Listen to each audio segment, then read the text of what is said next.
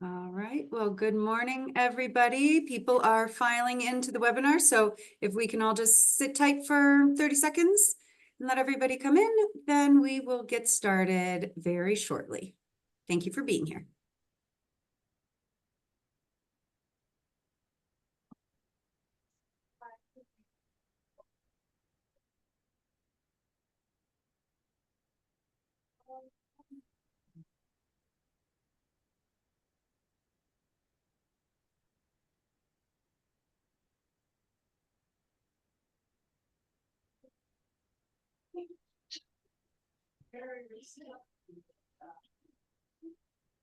Okay, well, we are waiting for some others to join us, but I think we can get started because we have a little housekeeping to go through first. So I am Denise Mickelson, the Communication Director for the Colorado Restaurant Association. We're very glad you could join us today for this webinar.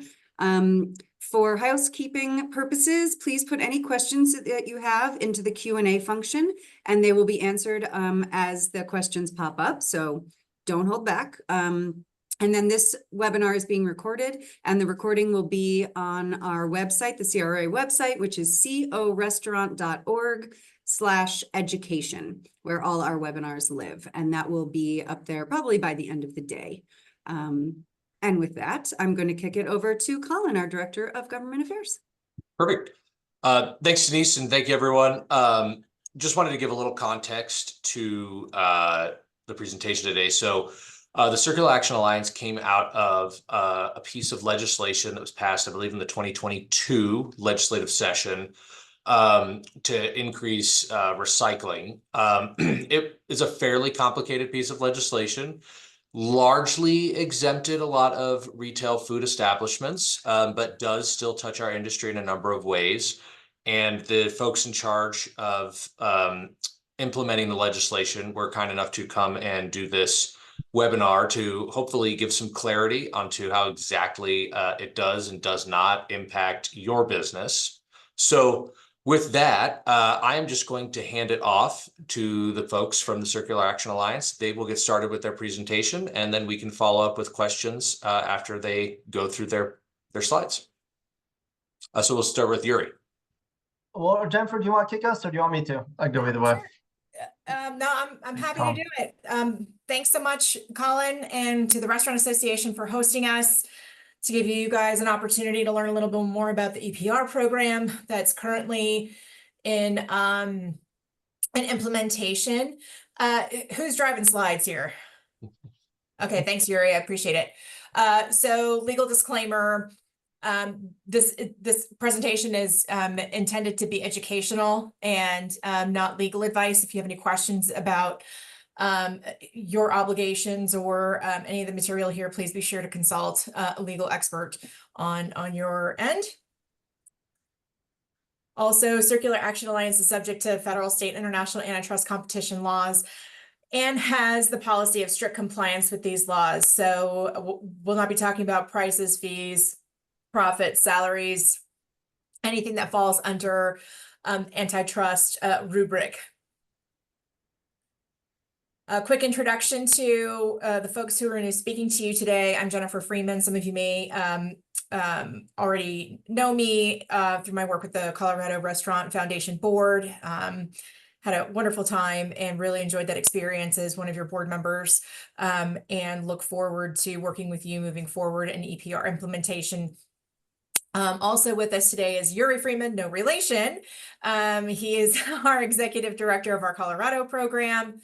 Peter Hargrave is the Colorado program manager who has been working on this implementation process for quite some time, probably certainly the longest of the four of us, and is our guru, as we say in Colorado EPR. And then Jeff Inch, certainly not last but not least, Jeff Inch, who's our newly minted head of producer services, who's going to be able to answer your questions about the resources available to producers under the obligations of the law. Next slide.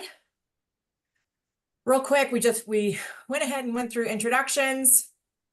I'll give you a brief overview of what EPR is, because it's can be complicated if you're not familiar with it. We'll do a quick overview of who the Circular Action Alliance is. We'll talk about specifics of EPR in Colorado, and restaurant industry impacts and obligations, and certainly answer any questions that you might have. We'll try to answer them as we go. Next slide. Okay, now turn it over to Yuri. Thank you, Jennifer, and Colorado Restaurant Association. Thank you very much for having us here. We appreciate the opportunity to get to talk to you all about extended producer responsibility, or EPR. Colin, you weren't kidding when you said it's a complex piece of legislation. I'm going to take a few minutes to explain who CAA, Circular Action Alliance, is, talk a little bit about EPR.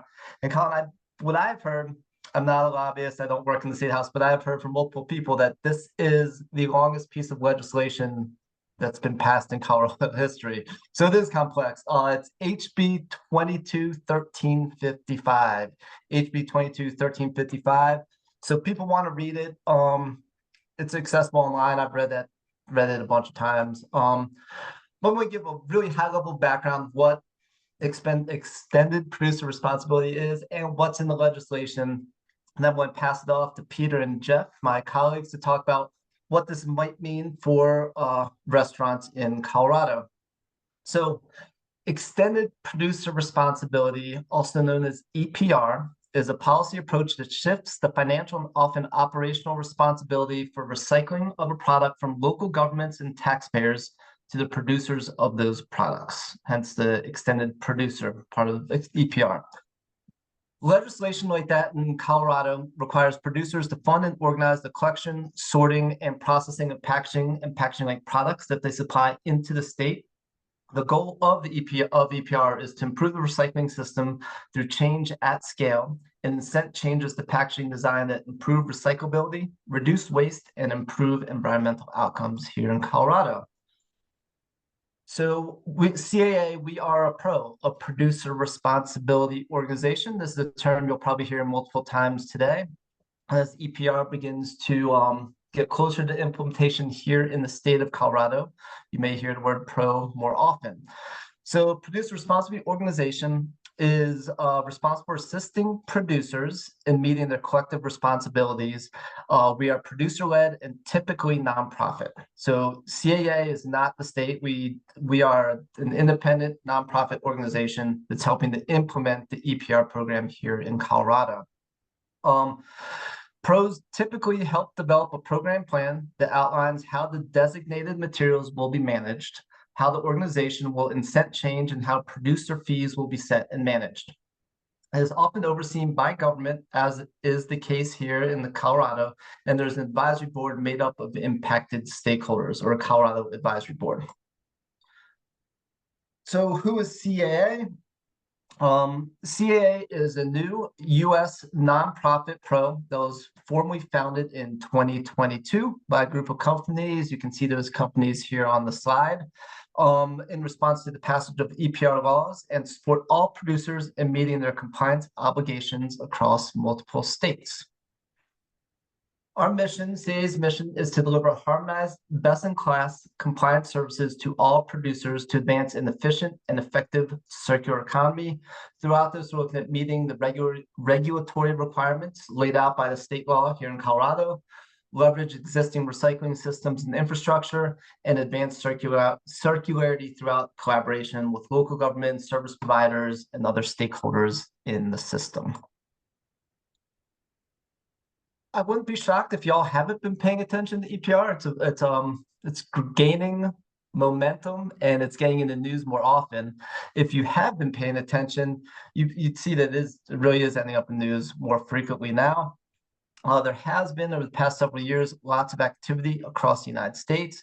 There are 5 states that have passed laws that create actual EPR programs for paper and packaging. This includes Colorado, California, Maine, Minnesota, and Oregon.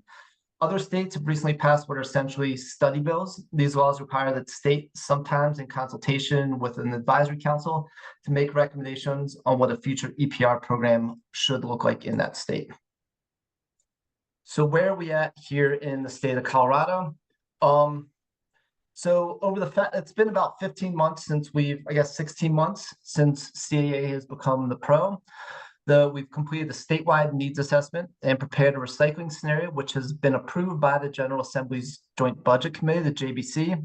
If you're interested in seeing this needs assessment, it's available online on Colorado Department of Public Health and Environment, CDPHE's website. It's robust, it's a few hundred pages long, but really talks about what the conditions are on the ground today for recycling in the state of Colorado and what the goals would be under the EPR program.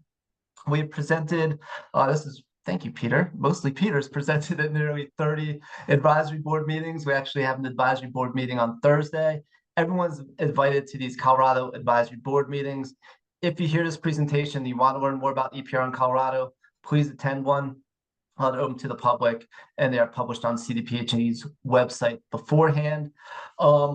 We are in the process of registering producers. Jeff and Peter are going to talk about that more in a moment. I'm the executive director. I got hired. I've been here for about 2 months. We're starting to build out our team, and we are currently in the process of doing a consultation process across different stakeholders in Colorado.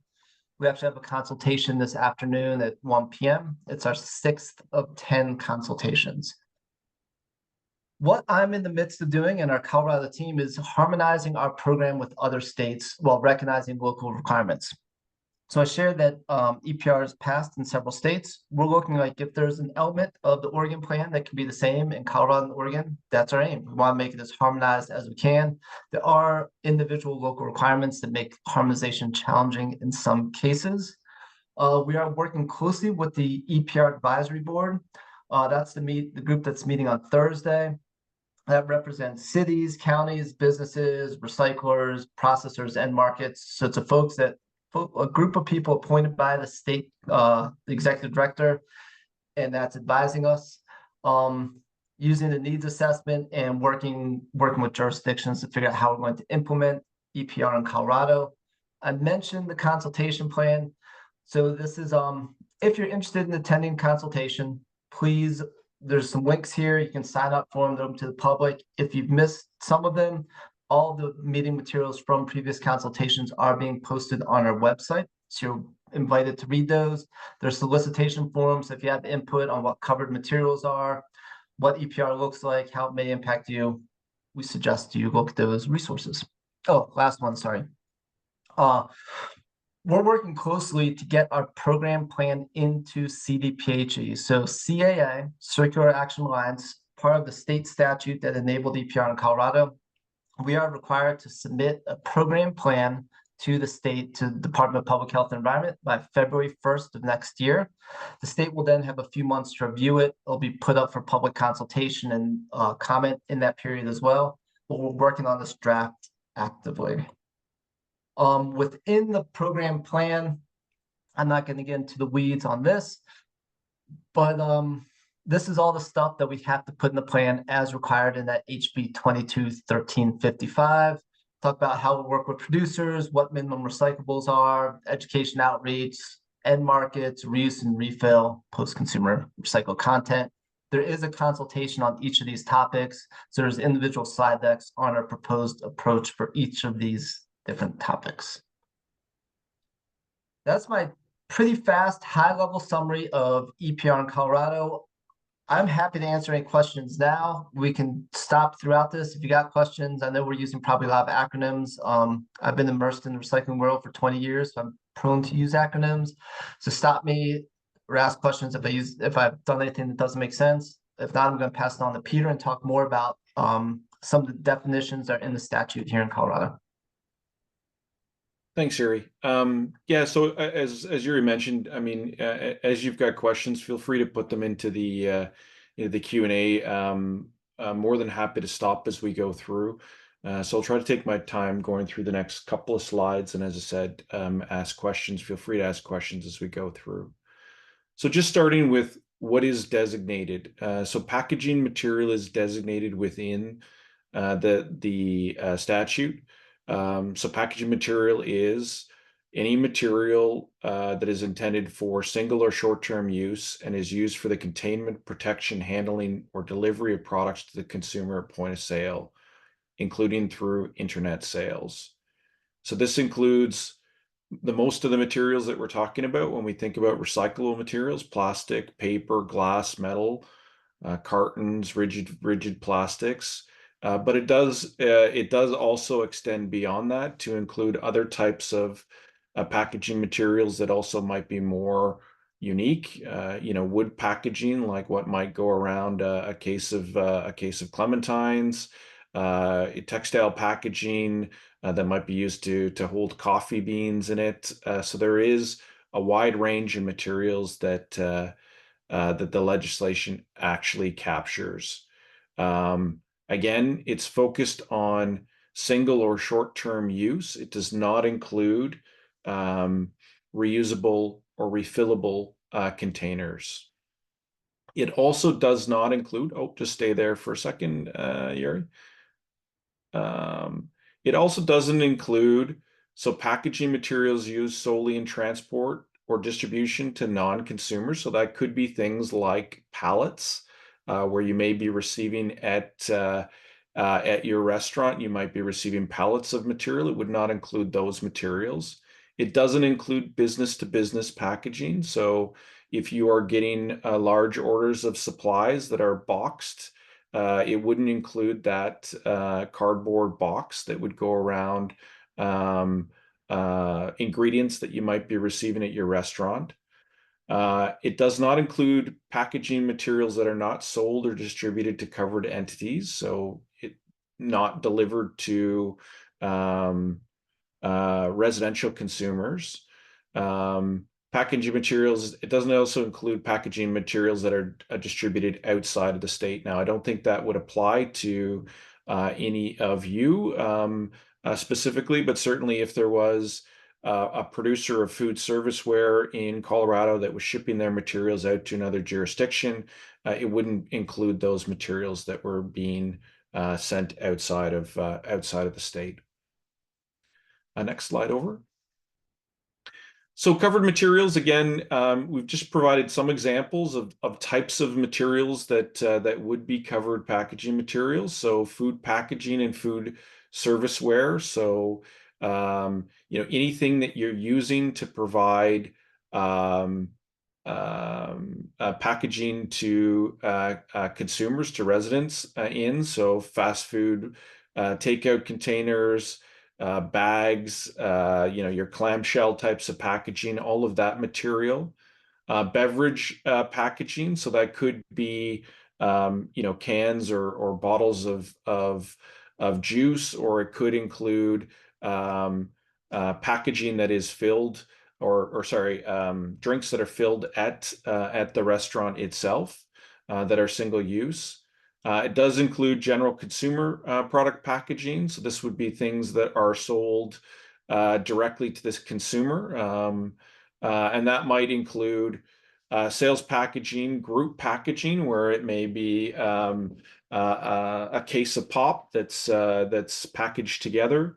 Packaging components and auxiliary that might be on the package as well. So think about, in the case of like a bottle of laundry detergent, it might have a measuring cap that's included with it that would be considered a packaging component or an auxiliary element associated with it.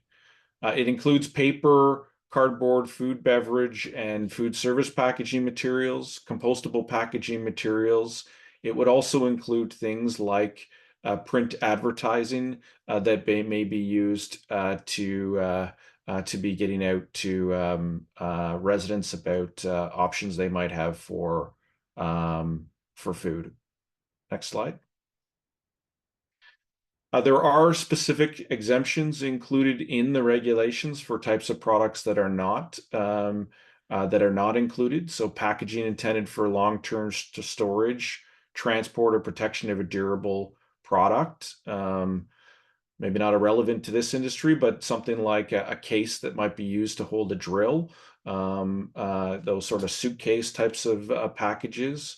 Paper products that through their use could become unsafe or unsanitary to handle. So that would include things like napkins, paper toweling, toilet paper are obviously not included in the regulation. Essential personnel documents that need to be printed on paper, so things that are required by the law to be printed are not included.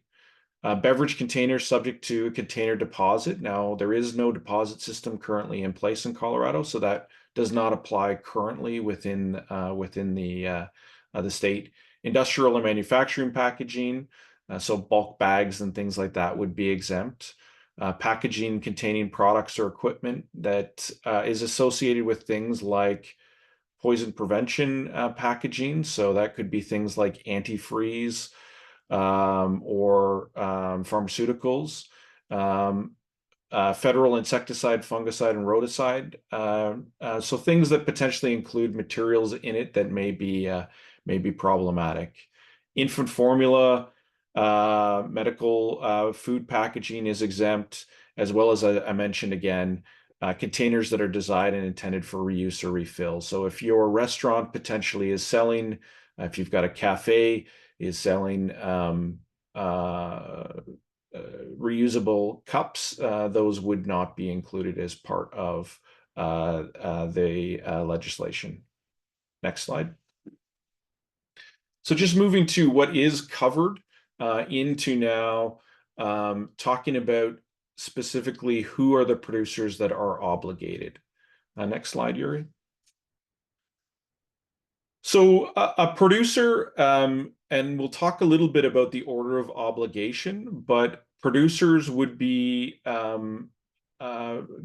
companies that are potentially supplying sealed types of packaged beverage containers, food into the marketplace, producers that might be supplying unfilled food or beverage packaging into the marketplace. So that would be things like, if I went to the grocery store and bought a sleeve of cups or a package of disposable plates, those are obligated. Producers of single-use or single-serve food service items, and producers of paper products and packaging, which would include things like mailers, bags, coupons, those types of things. Next slide. So the rules that just came out, I guess maybe about a month and a half ago, do include an order of obligations for who is obligated. Now, typically, producer responsibility legislation has a hierarchy. So it starts usually at the brand holder or licensee, the person that is directing the manufacturing of that product. So for packaging materials, prepackaged goods, it is the brand owner or the licensee that would be responsible, the person that is directing the manufacturing of that product. If there is not an identifiable brand, or neither one of those is in the United States, then it would apply then to the manufacturer of the product using covered materials. And if none of those would apply, then it would apply to the person that is importing those products into the United States. So there's a hierarchy, as I mentioned. If not one, then it moves down to the second, to the third, and to the fourth. Next slide over. For service packaging, which many of you will be delivering, whether it be through cups or food serviceware, there is a slightly different hierarchy. So again, it would start with the brand owner or the trademark licensee, whoever is directing the manufacturing of that product. It would start with them.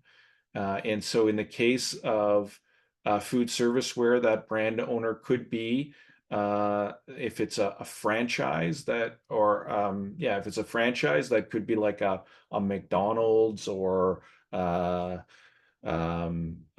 Donuts or whatever that brand might be associated with that. Where that is the case, if it's a franchise, the franchisor is the one that would be responsible. And that simply, again, gets to the fact that the franchisor is providing that service packaging to each of their franchisees. If there is no identified brand on the packaging materials and neither one or two applies, then it would be the manufacturer of that service packaging. So if you have a company that is producing just regular plain cups for your coffee shop or whatever restaurant you might have that are not branded, then the producer would then be the manufacturer of that product. If there is no manufacturer of the product within the United States, it would then fall to the importer of that into the United States. And if that player is not identifiable, then it would be the person that first distributes that service packaging into the state. Next slide over. There are a few exemptions, like we talked about for the types of covered materials. There are also exemptions that relate to producers. A lot of those exemptions relate to the size of the business. So in the legislation, the government has specifically set out a small business dollar limitation, so which is 5.32 million in global revenue. That is attached, that number started at 5 million, it's attached to CPI, so it gets readjusted year by year within the rules. So that number will change over time. But again, it relates specifically. It also relates to there is also an exemption specific to the amount of materials that are being supplied into the marketplace. So there is a sort of 1 ton de minimis level that is set, so that if you are supplying less than 1 ton into the state in the prior calendar year, you are also exempt. There are also some specific around agricultural sales, and then specific exemptions related to the Cottage Food Act that are in place. Next slide. And I will just hand it over to Jeff to walk through the timeline and a few slides about registration and reporting. Yeah, thank you, Pete. Appreciate that. And again, we welcome all your questions here. I know there's a lot of information being shared, so feel free to ask away and we can take a moment to answer them. I think what we want to do now is sort of talk about what the experience is going to be as you determine, if you determine you have covered materials and you determine you are a producer, then what is that experience going to be in terms of working with CAA? And we want to start with the overall timeline. You know, as you look at this program, there are some really important dates occurring in the next, let's say, 12 months, 18 months, and that's going to be tracking to the startup of the program. And then as we start to, and just to kind of frame around that right now, as Yuri mentioned, we're in the development of the program plan. We are recruiting producers. We are building the base infrastructure to deliver compliance to our producer community. And then as we move into the program startup, we will begin to operate on a more of an annual rhythm, where there will be kind of some standard reporting dates within every calendar year and a typical process that we'll go through as the program launches.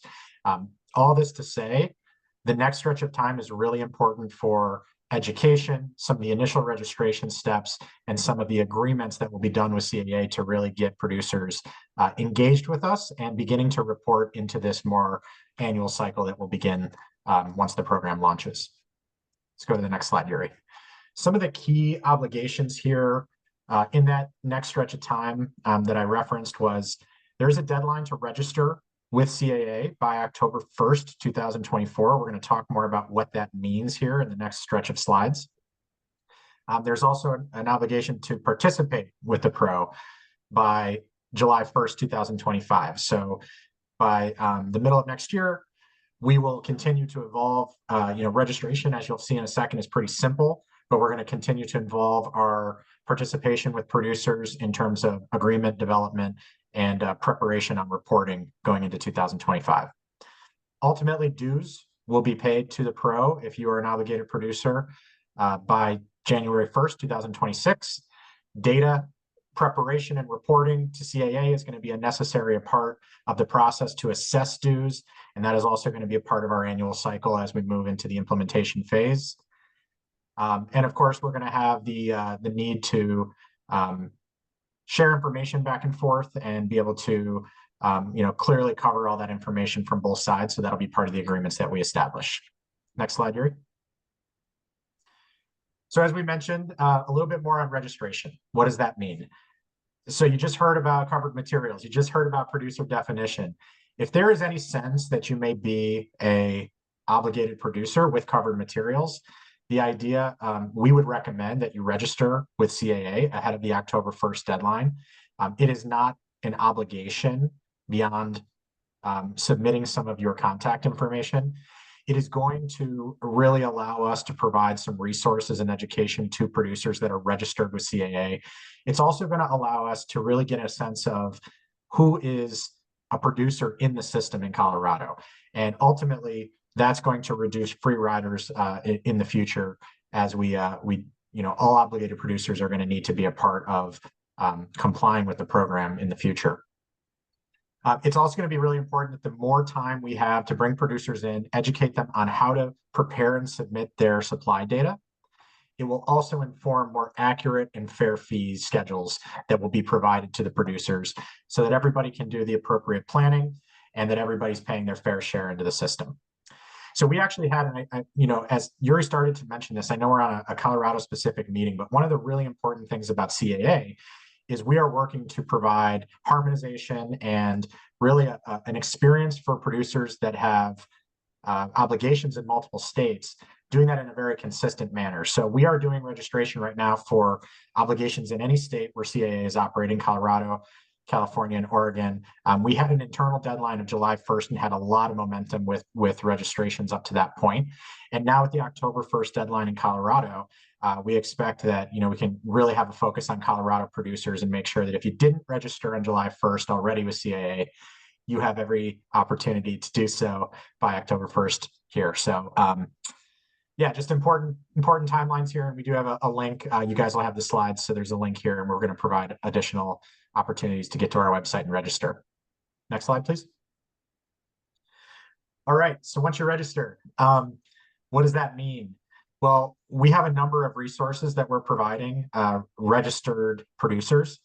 And what I really want to talk about here is kind of where we're going over the next 6 months. And we're working really hard to clarify regulations in a number of the states that we're operating, including Colorado. We want to be able to also provide detailed guidance materials on how you're going to be reporting and how you're going to be preparing your data. That's one of the things that we'll be able to provide to registered producers as you become a part of CAA's organization. These materials are expected to be developed later in the fall of 2024. We're working on clarifying a few things, as I mentioned, and preparing that ahead of the reporting deadlines in the next 12 to 18 months.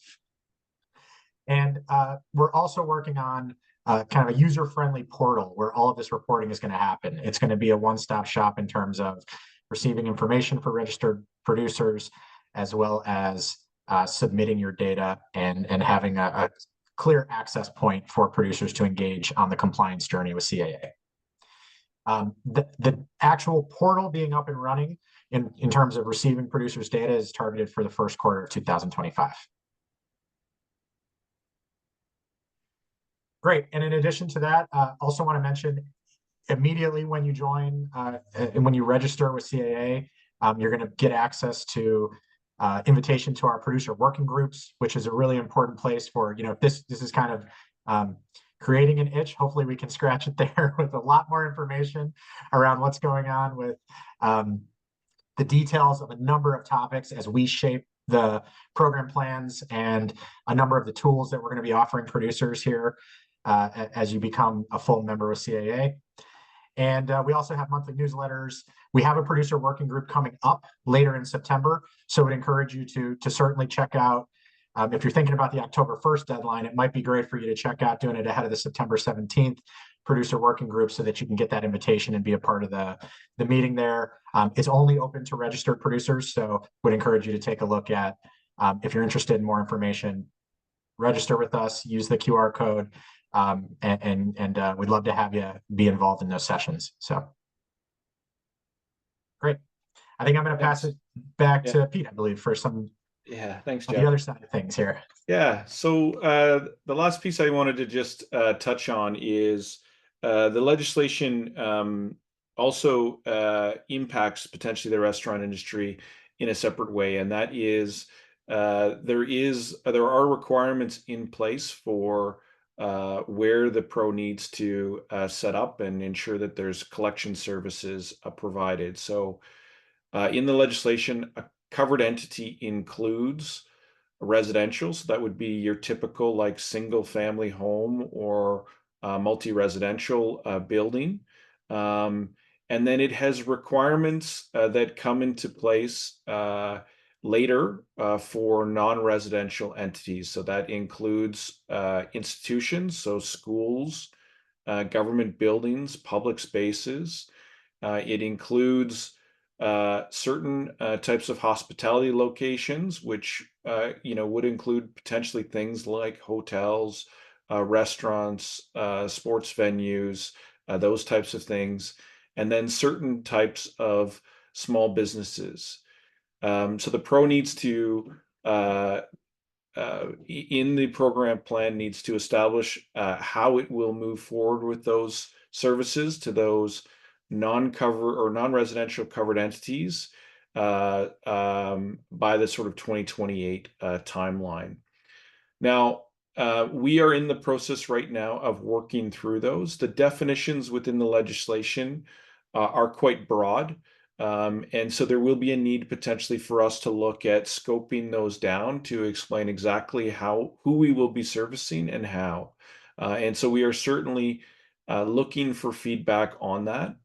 So there is certainly an opportunity for the restaurant sector to be potentially receiving more servicing, recycling servicing or access to recycling servicing for covered materials. And again, reminding you that covered materials would be not your business to business type materials, so not the OCC that might be coming out your back door that was a transport packaging you received, but more of the types of single-use types of containers that your users might be, your customers might be using within the store.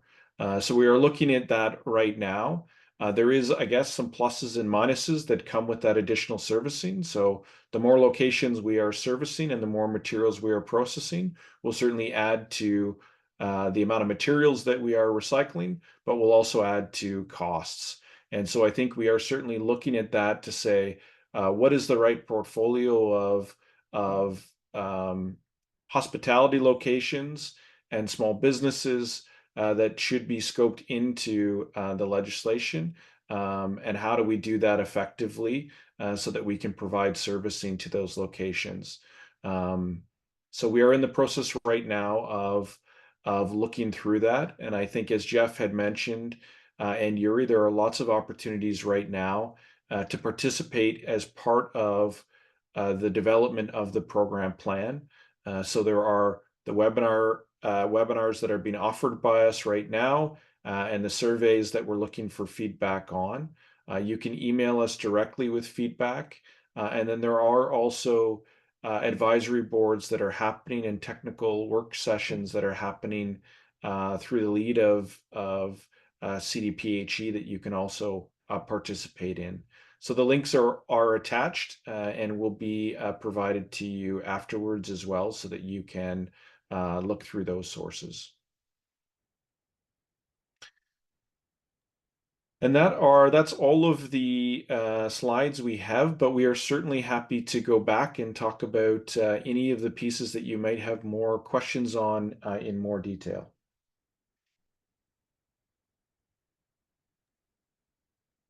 I don't see any questions in the Q&A, but please feel free, if the CRA team has any questions, please feel free to jump in. Yeah, absolutely. Seeing nothing in the Q&A. Just a couple things. First of all, thank you so much. Ton of information, but thank you for taking the time to come and present to us. I had a couple of just clarifying questions, and forgive me if we'll jump around a little bit. The first one was with the retail food establishment exemption, because that's going to be the one that's probably most pertinent to the vast majority of our members. Almost all of our members hold a retail food establishment license. In the slide, you had made mention that it was tied to the Cottage Food Act, but I was looking in the legislation, and I believe the pertinent language is on page 47 of the enacted bill. And in there, it doesn't include any of that Cottage Food Act qualifier. And I've been under the impression that retail food establishment license holders, which is to say the person actually operating the place that's serving food, is exempt. So is that, I'd just like a little clarification on that. Because that I think was the understanding of the CRA at the time the legislation passed, certainly the understanding we've had. So has that changed, or is that a? So I think we've had certainly some conversations with CDPHE. I will admit none of us were at the table when the legislation was getting written, but we certainly have had conversations. I think, from the conversations we understand with CDPHE that in the most cases, all of the franchised restaurant establishments would be included within the definition of producer, and I think you'll see that quite specifically around how they specifically deal with franchisors and franchisees within the rules that have come out.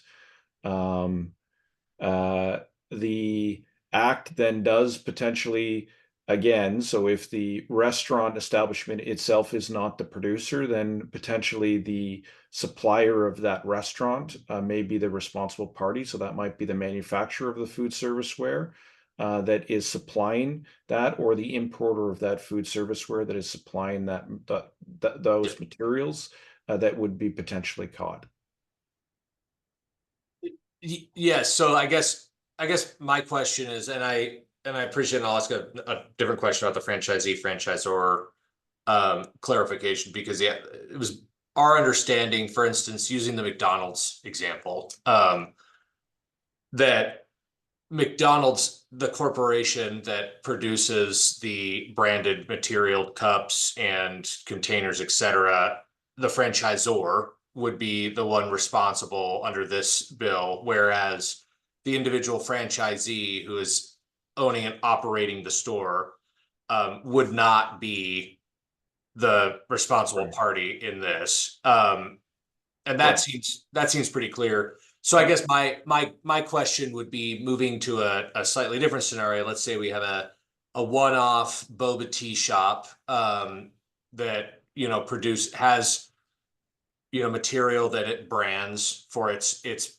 shop, but it's not a franchise. It's just a independent shop that gets in tea boba or whatever brand printed on its plastic cups. Would it be exempt as a producer, and setting aside that $5.32 million global revenue, because that's going to be pretty tough. It'd be one heck of a boba shop to hit that much revenue in a year, but but setting that aside, assuming none of the other exemptions existed, I think the thing that we would just want to make sure for our membership would be, if you do have that retail food license and for whatever reason you're producing branded material, but you are not a franchisee, are you exempt from the producer definition, meaning that whomever you're purchasing, your distributor that you might be directing to, they print your logo on your, international paper branded coffee cups. Would they still be a producer, or because they hold that retail food license and are the ones actually doing the serving of the food, are they exempt from that producer component definition? So I think that is an area that we're likely going to want to seek additional direction from CDPHE on, legal direction, and maybe actually something that CRA wants to do on behalf of their members to specifically request that. Obviously, everyone is going to need to look at their own to get their own legal feedback on the legislation, and again, that gross revenue would apply. So if they are under that, they may be potentially exempt. But again, potentially they may have a cup that has you know, the name of their restaurant or the name of their cafe or whatever that might be on it. But it may also be branded by the manufacturer of that packaging as well. And so if they're not responsible, potentially the food serviceware manufacturer may be the responsible company. Sorry, Jennifer, did you have something to add? Yeah, just really quickly, there's also certainly some room here, Colin, for franchisors and franchisees to come up with their own arrangement in terms of responsibility for the fees. I know that there are other industries and other systems that are doing some of those internal dialogues about who is going to pay what portion or what segment of the responsible fees. So there's some room for your members to do some of that, either with their franchisor or with their supplier. This is also just kind of guidance for in the event of dispute. Sure. Great. Thank you for that. And then moving, I guess, to the kind of the other side, the covered entity side. So for a number of our members, obviously, there are a number of members that operate in jurisdictions that currently provide municipal recycling, or although I do think that's a little bit more rare on the commercial side than it is on residential side. What would this look like for an entity, for instance, like operating in Denver, if they already have recycling, provided to them, probably in most cases through a triple net lease? Would the pro come in and, take that? Would they have that relationship with like the landlord, take over the paying of the recycling, and then that would be essentially taken off the triple net lease? Or would they just say, oh, look, this person's already paying to receive recycling, so we're just not going to bother doing anything because they already have a recycling program in place? So I think, some of these details will get worked out to some degree closer, but I do not see us having a relationship with management companies. I would see us having the relationship with the service providers themselves. So we would have potentially a contract with those service providers that are providing servicing directly to those locations. And we would have, as part of our contractual relationship with them, we would have an agreement with them that no cost was being passed on for that service, because that service needs to be provided free to the company itself. So there's a question I think you have around how do restaurants potentially make sure that savings potentially is getting passed along. It's unlikely that we would want to get in between contractual relationships between organizations. So again, I don't see that wouldn't likely be the case, that we would get involved on that side. But I think it's a piece that certainly we need to have conversations with your members and others around how do we make sure practically this gets implemented in a way that does not, or that ensures that those savings are getting passed through to the operators or to the businesses. Perfect. No, I really appreciate it, because I think that would be one of the concerns would be, obviously a lot of our members already have recycling provided, but it might be, they just want to make sure that, if they're paying for a recycling service, that their, landlords are suddenly not going to be getting this for free and then continue to charge them for it. But no, appreciate it. And I would assume to some degree that, they may have change of law requirements within their contracts. And so there's maybe some opportunities to look at some of those types of aspects within their own contracts. But I think it's something, as we move towards 28, something that potentially needs to get thought through, and certainly we'd appreciate feedback on. Oh, perfect. And additionally, I'm pretty sure I know the answer. I just want to ask it for posterity. This is this is not an organics program, correct? So you're not anticipating getting into the composting space at all with this? So the legislation does not require us to collect compostable materials, but it does require us to put in place um, uh, uh, investments into the compost industry to reduce the amount of contamination going through compost facilities, and to also increase the efficiency and effectiveness of those facilities to process compostable materials. So we did a session not long ago talking about options around how that might be done. But yes, there will be a fee that will be placed on compostable packaging that will go to help to fund infrastructure investments that would allow those materials to be more readily composted within Colorado. Okay, interesting.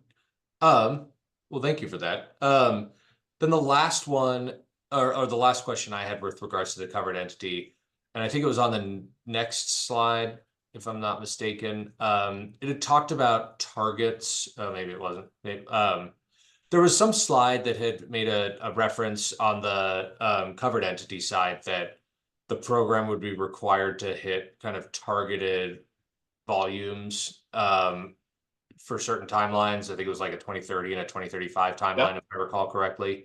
Correct. Are those are there teeth to that? You know, if there's a target set of 2030 and the program doesn't end up hitting that target, is there a potential for a more punitive thing to kick in to require, you know, to try to gin up a higher rate of recycling? I guess for our members, the concern would be that, hey, you know, if recycling doesn't hit a certain metric by 2030, that fees would go up, or what I think would be a real concern would be that there would be like kind of individual ground level enforcement of recycling A collection. mandate to recycle or something. Yes, exactly. So I think there's certainly you know, CDPHE you know, potentially could push for changes to our program plan. Our program plan sort of sets the sort of, here's how we're approaching recycling in the state. So they potentially could push for changes that mean there's additional activities that cost more money to the system. I think we feel comfortable right now, based on the needs assessment, with where the targets were set for us to be able to achieve those targets. The experience in other jurisdictions is typically the state or province does not act in a punitive way with these programs when it comes to targets. It works with the pro to help them to achieve the targets that they put in place. So again, that's typically what the case has been, where there is a general collaborative effort that is taken to make sure that the program is achieving the levels of recycling that it's set out to. Oh, great. Real quick, what department within CDPHE is the one that is doing most of the rulemaking for this? Do you have a contact for that person? Yeah, I could send that to you, Colin. That'd be great. Yeah. It's Darla Aarons and Wolf Cray that are the two key Okay. And they're in solid waste. Okay, solid waste. yeah. Cool. Yeah, if But you could I send get that their over, that'd be contacts. great. We work with the food code folks all the time, obviously. But I'm not as familiar with some of the other departments there, but that would be great to just make that Yeah, contact. and they're really accessible, which is great because they know that there's a lot of stuff we have to work through to make this pull this off. So yeah, they're happy to talk to you. Perfect. That's great. I think that exhausts all of the questions that came up for me as I was listening to the presentation. So I don't know if anything else has popped up. So Colin, I really appreciate the time today. And I mean, what I would say is, as we move forward, I'm sure there's going to be lots more questions. And so, it's helpful for us to hear the feedback as we move forward, where there are concerns that things are maybe not as clear as possible. It certainly helps all of us do our job better in looking at those areas where there are gaps or where there's issues that need to be addressed. So helpful for us, working with you to sort of pull that feedback from your members as we move forward. No, absolutely. And yeah, what we'll do, we'll obviously clip this presentation, make it available up on our webpage. We'll do some internal communications to raise awareness of it.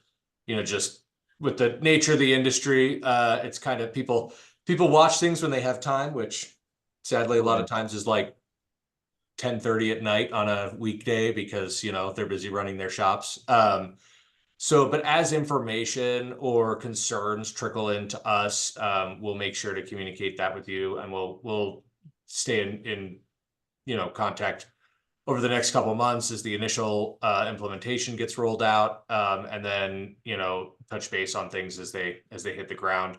But I think at this point, a lot of our members are just kind of, I think it's probably just raising awareness that this is out there. How this might impact them when it does initially get implemented, and then kind of the things to look for over the next couple of years.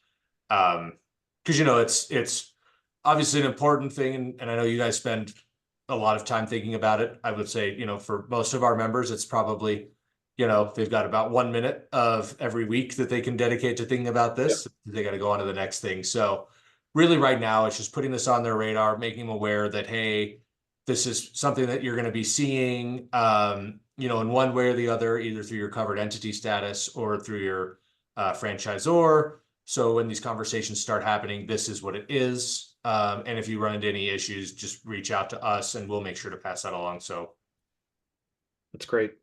Yeah. But cool. No, thank you. Really appreciate you guys coming in. Very informative. And yeah, we'll get this posted up, and like I said, any feedback we get from membership, we will make sure to get over to you. Awesome. Thanks so much. Yeah. Thanks, y'all. everybody. Appreciate Thanks so it. much. You. Bye-bye.